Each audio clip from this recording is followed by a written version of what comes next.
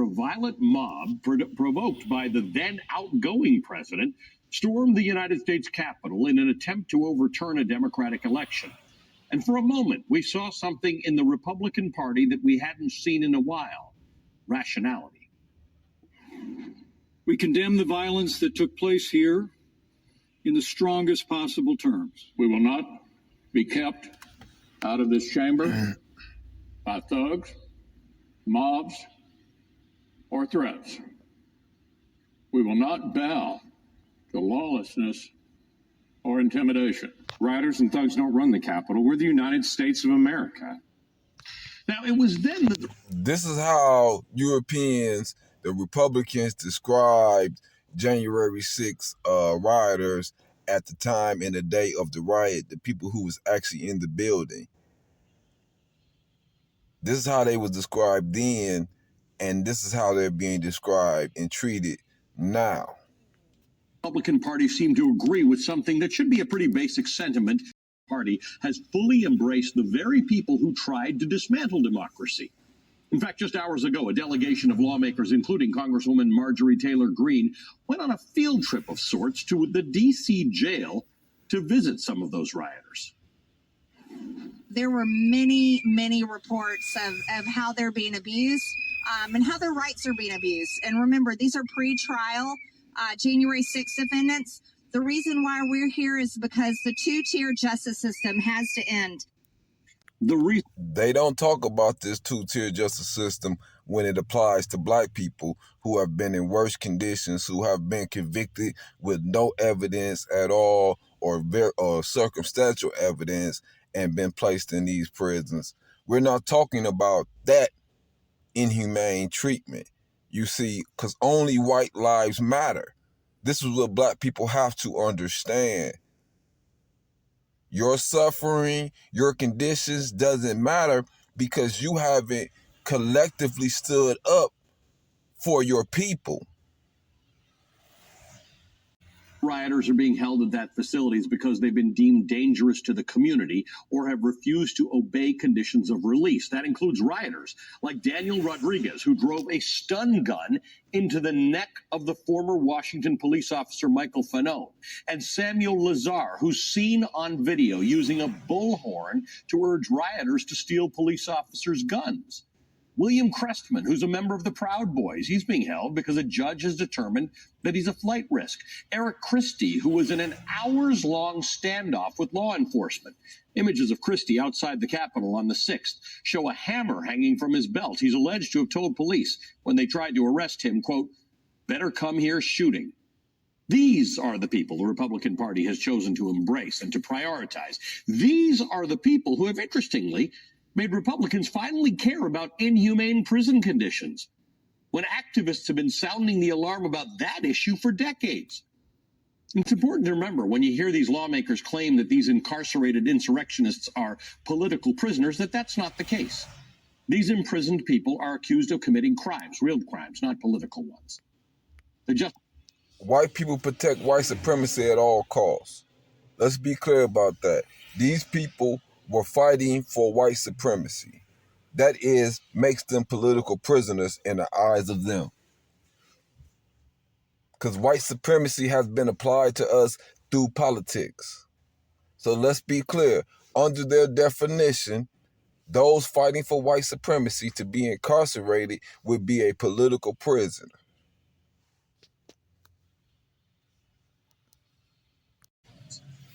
The Justice Department has arrested over 1,000 people for things like assaulting police, obstructing an official proceeding, breaking and entering into a federal building, destroying federal property. All of that is illegal.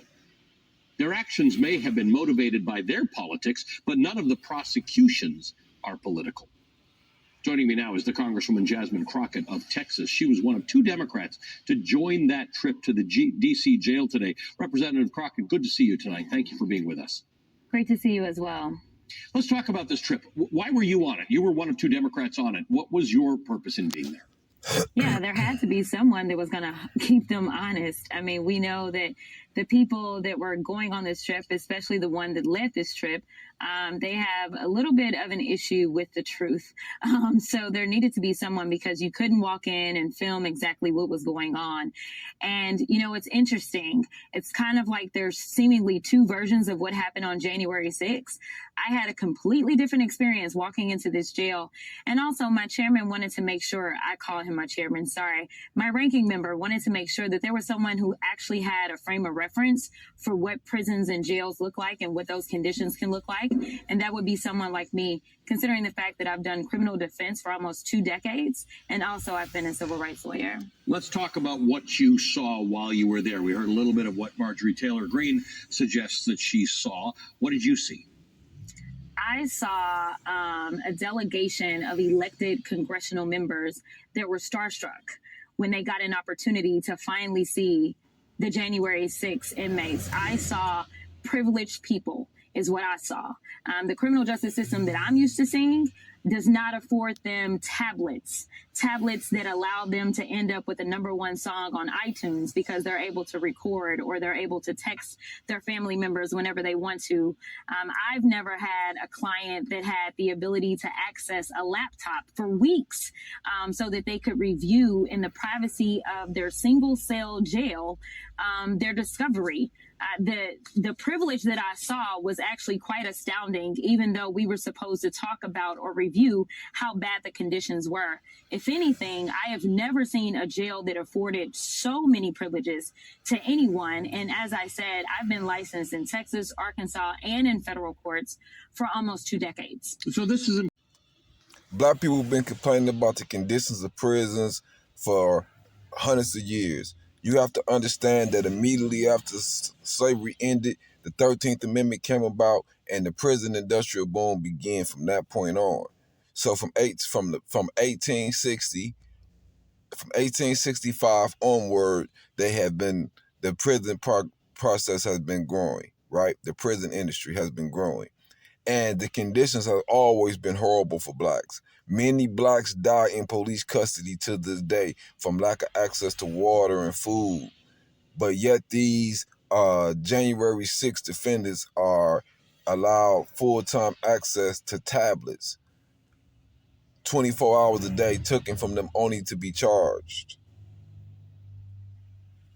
There is a 2-tier system in America, and black people have to wake up. Unless you unite under your blackness, under who you is as American descendants of slavery, unless you unite and build a force and fight for your rights, the same way that these small European groups are doing in order to fight for their white supremacy, then your people will always be stepped on.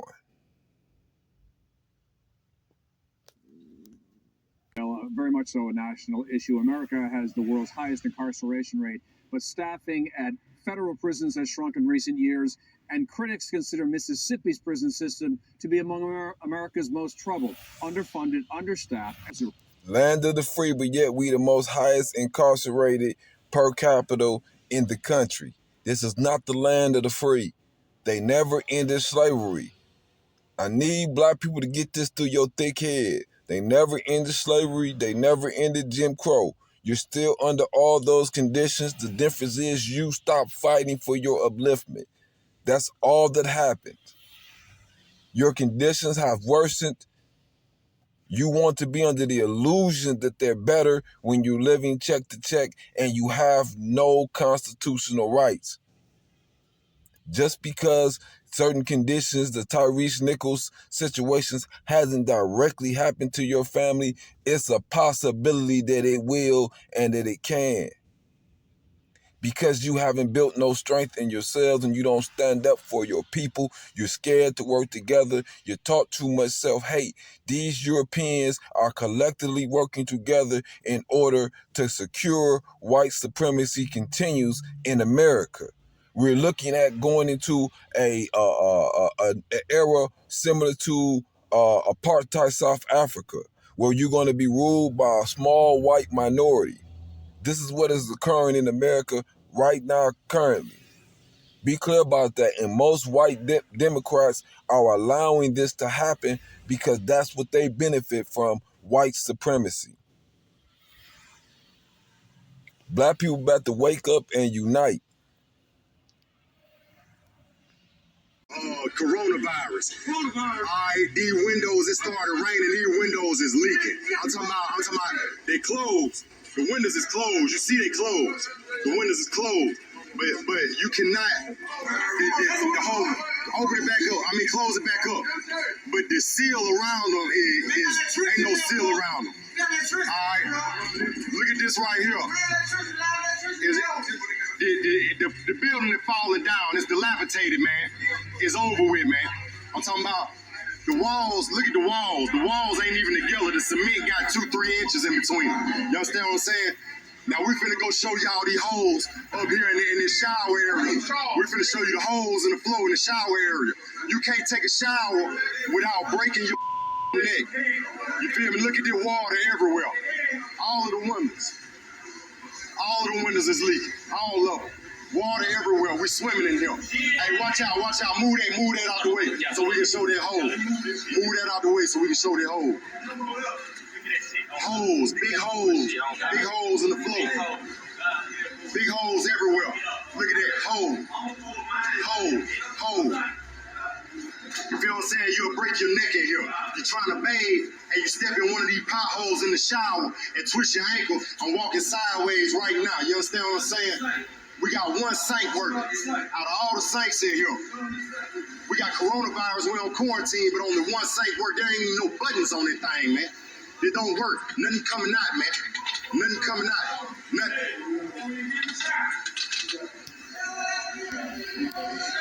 America definitely suffers from a two-tier legal system. We have a two-tier system about who lives are valued and who lives are not valued.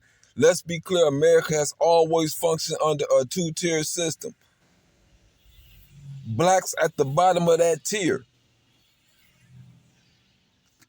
All the evidence all shows this. The legal records, the laws passed in America all show that America has always been a two-tier legal system. We have always been at the bottom of that legal system because black people don't understand you don't have any rights that you're not strong enough to enforce. The reason why they have such a difficulty time indicting Trump is because of the people standing behind him, and they fear the violence and the reaction because they're united as they hate for black people. They're united as they fight for white supremacy. And they're standing up for white supremacy.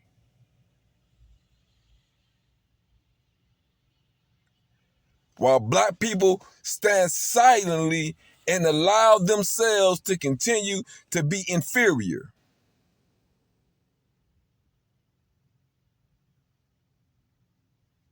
You have not united, you have accepted inferiority.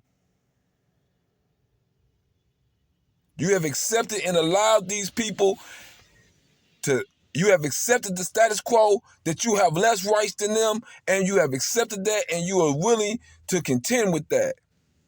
You are content with having less rights than whites. This is why you are not as active as the Trump fan group base. This is why you're not as active as Trump supporters, because you have accepted being inferior. You have accepted your inferior treatment. You have accepted the inferior treatment of your children. You have accepted the government working against your children. You have allowed them to plot on your children. You have allowed them to constantly lock your children up for things that they allow white people to do. You're comfortable with your children living in poverty. Black people have accepted being at the bottom tier. I'm trying to find those black people who have not accepted this concept and who is willing to fight for their independence. Because you have to understand freedom cannot be given to you. You can only take it.